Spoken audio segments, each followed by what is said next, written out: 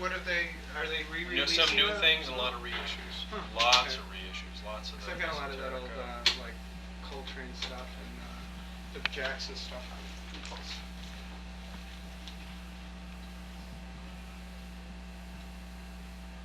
I think we could borrow your set there, Mr. Second, so we can get our levels advanced here while you guys are working. That's all I got.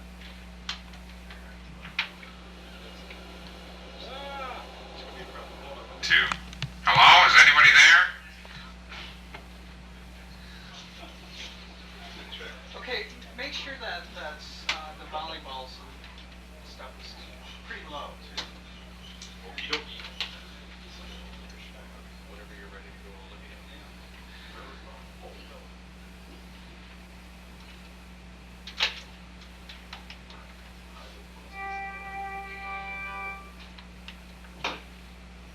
Take two.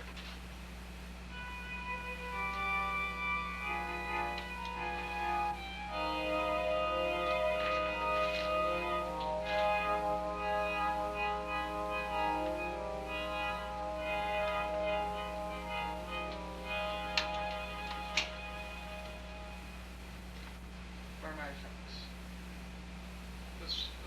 My name is David Larch, and I'm marooned on a deserted island. No, not this hunk of sand and palm trees. Mine is a private island, a type of isolation you won't find charted on any maps of the mind. You might say I was caught in a full gale between fantasy and truth, and when I was finally washed ashore, I discovered that no one believed me, even after they heard the facts, saw the evidence. But I keep telling myself it's understandable. People are just used to the way television presents the truth, weaves the facts. You want the facts? Just the facts? Just like you'd see on television? It was hot in Los Angeles. I was working the day watch on unemployment. There was no boss. There was no partner. And in 10 days, there wouldn't be any money left. How about the hard-boiled detective, the Philip Marlowe type? A freelance journalist learns to make friends with poverty, but I was so broke my bank statement came on postcards. I was ready to take a job stuffing burgers into little white styrofoam cartons when I heard a letter drop through the mail slot. I knew it was a letter because the bill collectors had stopped wasting their money on stamps. Look, I'm sorry. It's the sun in these coconut coolers. But please believe me, I really did receive the letter. There was a round-trip plane ticket, first class, $1,000 and an invitation to spend the evening with William Rutherford Stockton. Took me 3 days just to find out who he was. A reclusive art collector worth enough to make the National Gallery nervous about a hostile takeover. No one had seen him in 30 years, and out of nowhere he picks my name. Now, for a writer in need of a story, this was like winning the lottery. I'd spent a couple of weeks playing Why Me, and now that I was here, I wasn't any closer to the answer. But there was a story. No one lives like this anymore. The driveway could have been a section of Interstate 80, and the house, well, you couldn't call it a house.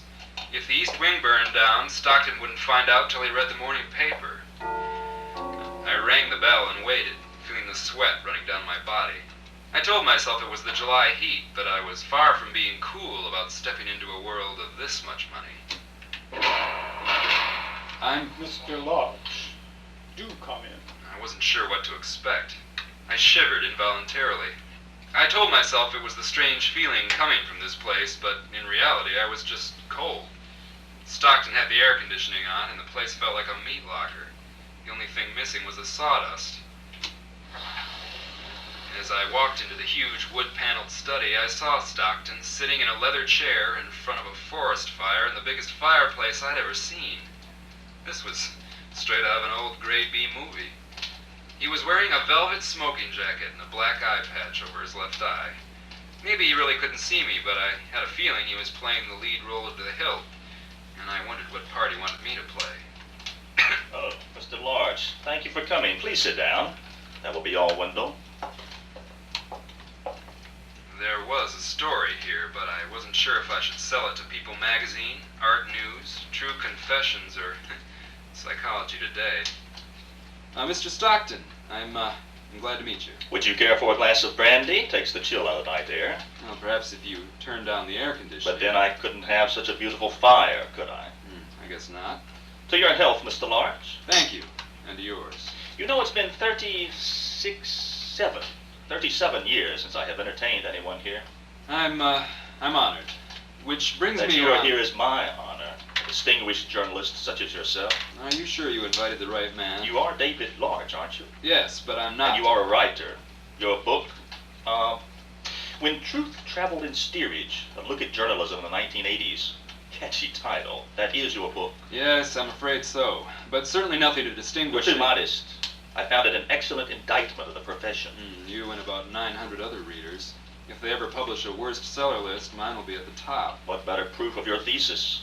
People will believe what they want to believe, so only small pieces of the truth are necessary. Well, in effect, yes. But I'm And not the way so you compared journalism to the ocean liners of years ago, steerage class passengers paved the way, but first class got all the attention. Do you really think, though, that the truth is like traveling with a bunch of goats? Well, I hired a private investigator who spent most of the year searching for just the right person with just the right qualifications. Broke, but not broken. well, if you're looking for a replacement for your butler, Mr. Stockton, I'm not interested. I assure you, Mr. Larch, it is your honesty I require. Tell me, do you believe in coincidence? Sure. Do you believe that many coincidences are more than just coincidence? That there is a synchronicity to life? Well, I really haven't thought about it. Perhaps I can offer some proof. I'm not a philosopher, Mr. Stockton. You don't have to be. Just accept what I have to say and present your judgment only after you have gathered all the facts. Fair enough.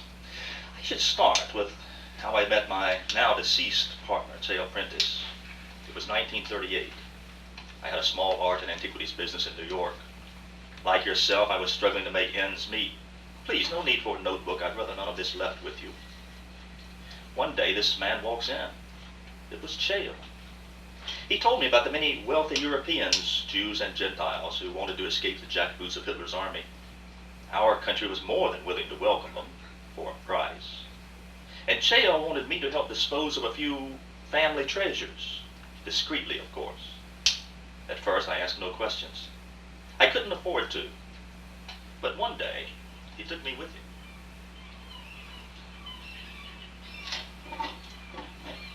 Wait till you see this, Billy boy. J.L., I still don't think this was a good idea. What if someone sees us? So what?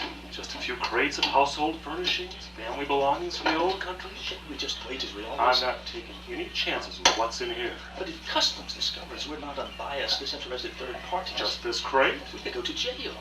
No more Titians or Gauguins. They discovered you appraised Da Vinci at $50. It wasn't one of his better ones. They don't know anything about art. So I pronounced it a poor forgery, so what? Here, feast your eyes on this. My God. Beautiful, isn't it? What are you doing? Just nailing the crate back together. No, I mean with this. It's a Gutenberg Bible. I can't believe they would want us to sell this. Sell it. Billy boy, why do you think we're here? But they'll know it's gone when they unpack their belongings. What are they going to do? Call the cops? Not when their other household objects are worth over $1 million, and they declared the whole lot at $5,000. And they know if Uncle Sam found out, they'd be on a fast liner back to their fatherland. Lucrative little scam you had there. I make no apologies. Would you be so kind? The fire needs tending. How about regrets? Regrets? How could I regret all the beautiful artwork that surrounds me? Now, you spoke earlier about the truth, but aren't you living a lie? Aren't we all living our own little lives? Deep inside, you'd like to be a famous writer. Famous and rich. But that isn't theft. Isn't it? You stalk your prey, snatching the facts. You hunt him down in the past tense where he is helpless. And then you hold up your discovery to the world while stripping away his privacy. And what you steal can never be returned. You're wrong, Mr. Stockton. I don't go after a person, I go after the facts. And if the facts betray him, then he deserves to lose his self, said the To the contrary, Mr. Larch. You inferred such from the actions of Chale. Let me tell you more. And please, try to refrain from passing judgment until I have told you all. One day, shortly after the war, I received a package in the mail. At first, I thought it was for Chale. He was working with many clients in South America, and this package was mailed from Argentina. When I opened it, I found an ebony box, the very one sitting there on the coffee table. And At least I thought it was ebony at the time. Anyway, as you can see, there is nothing distinguishing about it. Naturally, I assumed the contents to be of value, but I was not prepared for what happened when I opened it.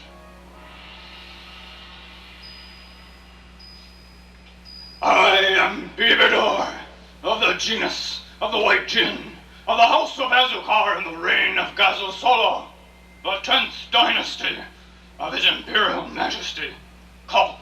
What? Ah, but of course, a sensible business person such as yourself has little need for the pyrotechnics and costumes. To tell the truth, it bores me too, but most of my clients prefer... Clients? What is this? Well, if you would feel more comfortable, it's understandable. Your friend Mr. Prentice was much the same, perhaps a longshoreman from the Lower East Side. You know Cheo? Is this some kind of trick? Hey, Mac, you mean your buddy didn't clue you in about me? Clue me? Yeah, look, if you really want to feel superior, I could be a bag lady with a talking Civil War chess set. Talk about you feeling superior. Well, I don't know what you're talking about, and right now I think the best thing to do... You gotta pick what form you want me in, I huh? don't care what form or what size. Hey, pal, you're smart. I could tell that right away. I knew I couldn't trick you into wasting your first wish. What wish? You know, you wish for something, like I lay some heavy bread on you. Fix you up with a couple of dames for the rest of your life. You know, that kind of stuff. Look here, if you're involved in some illegal activity, well, you can just... Now, take it easy, sport. I'm strictly legit.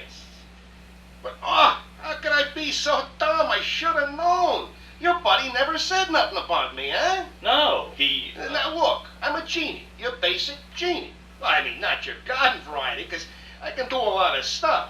Of course, I got my limits and all. A genie? Yeah, you know, 3 wishes and all that. Of course, I gotta tell you, whatever you wish for, your partner gets double. You want $1 million? He gets 2 million. You want a dame? He gets 2. A genie? Sure, bud. Hey, don't look so funny. I'm real, like you are. Of So course. I could wish for anything. The Mona Lisa? Now, like I said, I'm good, but we got a little time-space continuum rub here. I mean, there's only one Mona Lisa. Yes, I know. Now, I could get you 3 Da Vincis, one of them being the Mona Lisa, but it'd be hard. I'm not promising nothing, you understand. Of course, I could always come up with a couple of copies. I don't mean your dime store variety neither, but you'd wind up with the copy. Hey, I'm a lot better with money. I can print it up like nothing. High-class stuff, too. Random serial numbers, mix of new and worn paper. I mean, you could waltz right into the Bureau of Engraving, and they kiss that stuff off as their own. It was a while before I made my first wish. I wanted to make sure I didn't waste it on some impulse. A single object that, beautiful as it might be, would soon dim. So I wished for one piece of work each month for the rest of my life.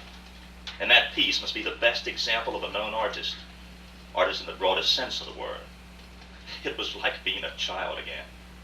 There would be a Klee, or Renoir, or an undiscovered manuscript by Mozart. I can imagine. A cloud of smoke and poof, another priceless work. Oh no, there was no smoke. Nothing just appeared. The genie just knocked on your door. Special delivery. I asked you earlier if you believed in synchronicity, the stream of fortuitous coincidences in life. Well, each month it was different. An estate sale, a gift, there were trades, a few clandestine arrangements. As I said, I make no apologies. All were seemingly coincidences. The box there, the one you said contained the genie. May I open it? Certainly, but I doubt if the genie will appear. I attempted to consult him many times prior to making my wish, not always with success. Convenient. Mr. Larch, at one time sickness was thought by the best minds of the time to be caused by spells cast by witches. Of course, we know about viruses and bacteria. We have the facts. I don't believe in genies any more than you do. Then why have you told me? But I do about believe in what happened. I don't know how.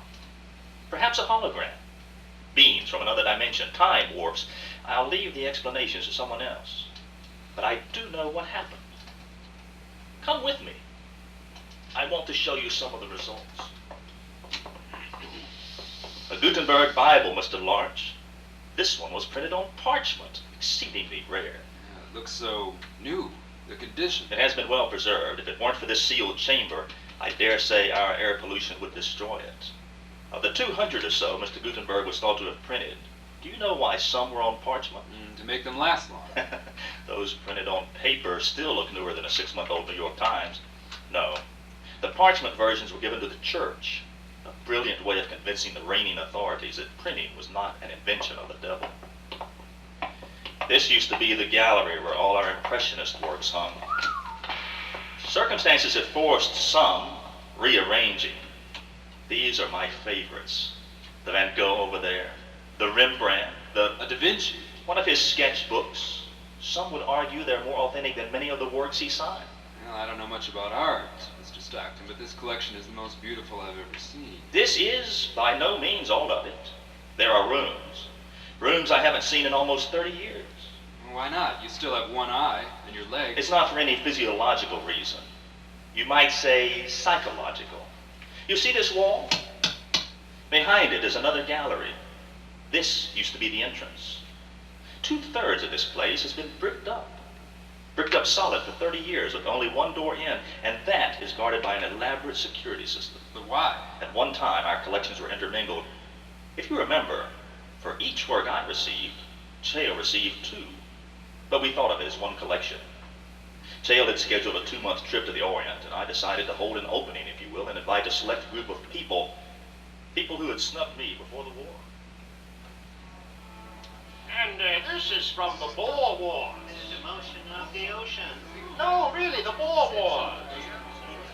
I always considered you as having a truly unique sense of art. I know what Lucy means, Mr. Stockton. You always seem to combine the cerebral with that intuitive quality. Spontaneity. Exactly, and when combined with the intellectual and spiritual qualities you possess, well, your collection is evidence of... Oh, this is the fabulous Stockton collection. My God, who's that? Billy Boy, what an honor it must be. Grabbed the first flight from Singapore when I heard about it. This is Chale Prentice. Chale, please, this is an opportunity for both of us. Don't... Opportunity for who? Lucy Worthington, Daniel Bach, this is Chale Prentice, my partner. Partner? Partner in what? Chale has helped me assemble this collection. Helped? Hey, everybody, did you hear that I helped Mr. Stockton here get all this wonderful stuff you're falling over? Mr. Prentice, I assure you You that... can't assure me of anything, but I can assure you of something. This is your last look at the Stockton collection, because 2/3 of it is mine, and the Prentice Gallery is closed permanently. Now get out of here. Mr. Prentice, we had no idea. If our presence here... Stuff it, Toots, and get out of here. Well, I never... Well, first time for everything, honey. I know I should have given him credit, but I was still young. The women were beautiful, the notoriety was heady, and, well, I'm sure you understand. Now, maybe, but I can't feel sorry for you. Haven't you ever wanted anything so badly that you would do anything to achieve it? How can you build respect on a lie? Is it really a lie? Without my wish for artwork, Chale wouldn't have had his artwork. Technically it is my collection. No, but I was thinking of the works themselves. All were stolen. Please, the genie. Okay, so they go poof in the middle of the night. Fortuitous coincidence. However, the point is, you received artwork through manipulation, deception, and possibly even theft. If a man steps up to the gaming table and wins, who would discount his luck? If the tables were rigged, who wouldn't think it poetic justice if he had cheated? And if the money were stolen to begin with, who would challenge his claim? You know, you can justify it if you want. Mr. Large, the international art world is a den of thieves. Most of the works have already been stolen many times, and it is impossible to determine their original owners. Was it so wrong to utilize my advantage? You've made your point. But why is it so important to gain my respect? Do you expect me to somehow tell your story? Oh, certainly not. In fact, I hope none of our conversation ever sees the cold light of the reading lamp. You spoke to me earlier about helping you with the truth. Sounds to me like you've got everything buttoned up. Buttoned up? Do you realize what's behind this wall? For everything you can see here, and in the galleries beyond, there's twice as much that I've never seen. For 25 years after that party, every time I received a crate, 2 crates were delivered to Chale's side of the estate. At first, he used to tease me. then torment me with a quick glimpse as he knocked off the ends of the crates. Then, occasionally, he would leave one of the drapes open, just a crack. But finally, even the windows were bricked up. He would call me. Did I tell you that? He would call and describe them to me, and then laugh at me, ask me how the Stockton collection was progressing. Month after month, I couldn't stand it any longer. And so you killed him. Killed him? Of course not. He committed suicide. Wendell. Your milk and cookies are in the study, sir. I took the liberty of preparing a carafe of coffee for Mr. Larch. If you should wish anything else. Thank you, Wendell, but that will be all for tonight. Come, Mr. Larch, we must not keep entropy waiting. Entropy? Second law of thermodynamics. Warm things get colder unless you continue to apply heat, or you drink. No, I didn't realize you took an interest in physics. Apart from my curiosity about our genie friend, I have been trying to figure out a way into Cheo's section of our home before time runs out. I was going to ask you why you just didn't break down the wall. He installed an elaborate security system. If I so much as take one brick out, the whole place goes up in an incendiary explosion. Now that he is dead, it's only a matter of time before entropy takes over. A battery fails, a switch contact opens. And what about your genie? I tried everything I could think of. Every way to phrase a command. Unfortunately, I made my second wish in a moment of haste about 5 years ago. Genie! I swear I'll get you Cheo Prentice. Genie! I command you! I'll make you pay.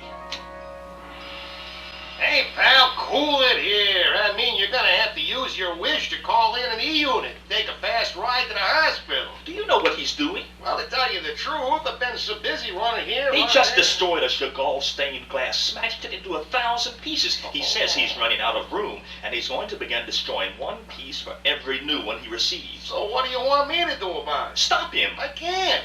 I can manipulate matter like nobody's business. You know, maybe even steer the Queen Mary into Omaha, Nebraska, but I can't hold nobody's hand. All right. Then get me into Cheo's section of the house. I can't. But you just said you could. I said I could make things happen, but I gotta work by the rules, and the rules say that whatever you wish for, Cheo gets double. Now, I mean, since he's already in there, how could I get him in there again, not to mention twice? Then kill him. Same thing, Pod. You'd have to wish for yourself to buy it. Then I'd have to figure out how to croaker him twice. You know, I could nail him with a heart attack, then have him brought back on a table, and then nail him again. Of course, you'd already be getting fitted for a harp and wings. Now, I know it ain't none of my business, but you got two good eyes and a whole lot of pretty pictures to look at. Wait, what did you say? I said you got yourself plenty of pretty No, things no. About the eyes. You said I had two good eyes, right? Yeah. And Cheo has two good eyes, right? Yeah. Before I ask for my wish, can you tell me something? I'll try. Is there a painless way for me to lose the sight in one of my eyes? So that explains your eye patch. And I suppose you can understand why Cheo committed suicide. Weren't you taking a risk that he would destroy all the art just to get even with you? I timed my official request with the genie when I knew Cheo was out. Then I had the only entrance, the one off the gardens, bricked up. Poor fellow. I can still hear him screaming, clawed his fingernails out on the brickwork. It's horrible. It's justice, blind, poetic justice. I doubt he felt it that way. Oh, but he did. He knew exactly why he went blind. His third wish was for me to receive the genie and for him to receive double whatever I wished for. He knew I would wish for artwork, and that would give him the opportunity to feel superior, something he could never be on his own. And what was your third wish? That you should know the truth, Mr. Larch. The truth to any question you pose to the genie. Here, take the box. The truth? All I ask is that you find out how to safely enter Cheo's part of the house. No money? No women? I've gambled that you are not only a man of principle, but that you also possess sufficient intelligence to recognize the power of truth. The power that information can bring you. It isn't power the source, the wellspring, the fountainhead. Take the box, Mr. Larch. Ask the genie. I assure you, you won't have wasted your wish. Once inside Cheo's section of the estate, I will share with you the secret of manipulating the genie, the subtle way of framing a wish for maximum return. I have given you power. All I ask in return is my artwork and no publicity.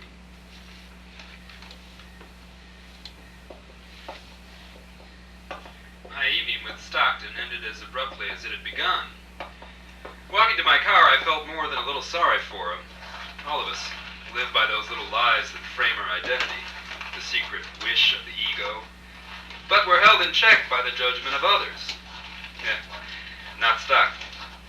Living as a virtual hermit had allowed him to erect a ring of illusion, a ring that had become the noose of fanaticism. I thought about enlisting the help of a psychologist. I thought about reading a few books on security systems and then playing along with him. It'd be a chance to grab some photos to use with my story. Or maybe I'd just forget the whole thing. I really didn't owe Stockton anything except to open his box and maybe use it to hold my paper clips. I did open the box.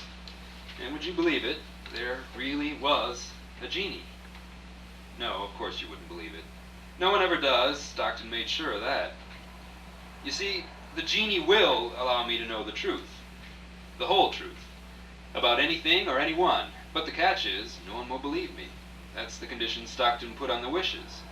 I guess he was afraid I would expose it, puncture his privacy, open up his deserted island for the tourists.